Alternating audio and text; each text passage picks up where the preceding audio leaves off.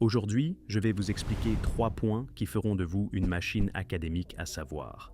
Apprendre rapidement, être productif et se souvenir de ce que vous lisez et étudiez.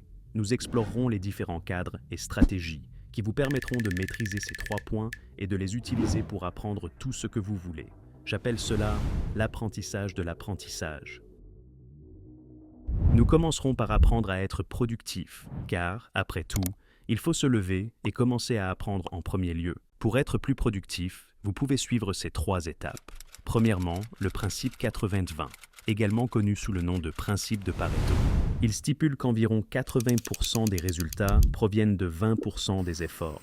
Dans un contexte d'apprentissage, cela signifie qu'une petite partie du contenu porte souvent la plus grande importance pour votre compréhension ou vos performances aux examens. Identifier et prioriser ces 20% essentiels peut améliorer considérablement l'efficacité de vos études. En pratique, appliquer la règle 80-20 consiste à déterminer quels sujets, concepts ou compétences apportent le plus grand bénéfice et à se concentrer en priorité sur ceux-ci. Par exemple, si vous étudiez une langue, peut-être que 20% du vocabulaire, les mots et expressions les plus courants, permettent d'assurer 80% des conversations de base. Ou, dans un cours, quelques théories fondamentales pourraient constituer la base de la majorité des questions d'examen. En vous concentrant sur ces domaines à fort rendement, vous vous assurez que votre temps d'étude limité est consacré à ce qui compte vraiment.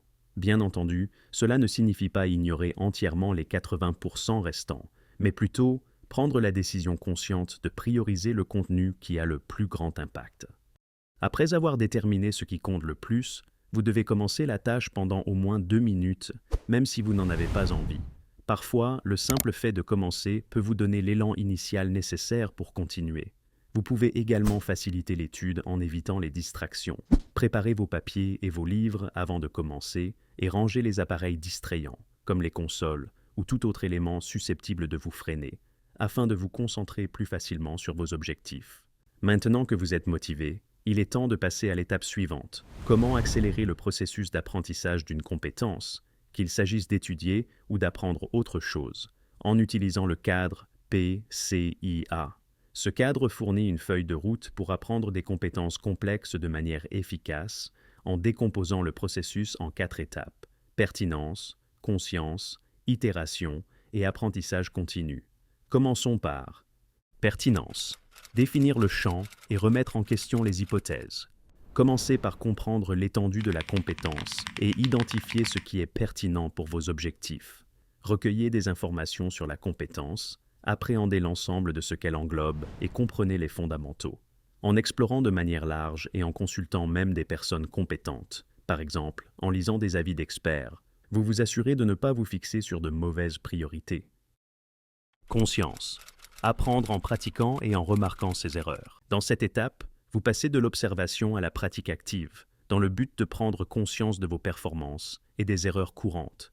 Une fois que vous avez identifié ce sur quoi travailler, commencez à pratiquer ou à expérimenter la compétence de manière ciblée. L'élément crucial est de prêter attention à ces erreurs et aux retours que vous recevez. En essayant la compétence, vous obtenez des résultats réels que vous pouvez évaluer. Essayez d'exécuter la compétence, puis analysez ce qui a mal fonctionné et pourquoi. Itération, affinée par la pratique répétée, avec variation.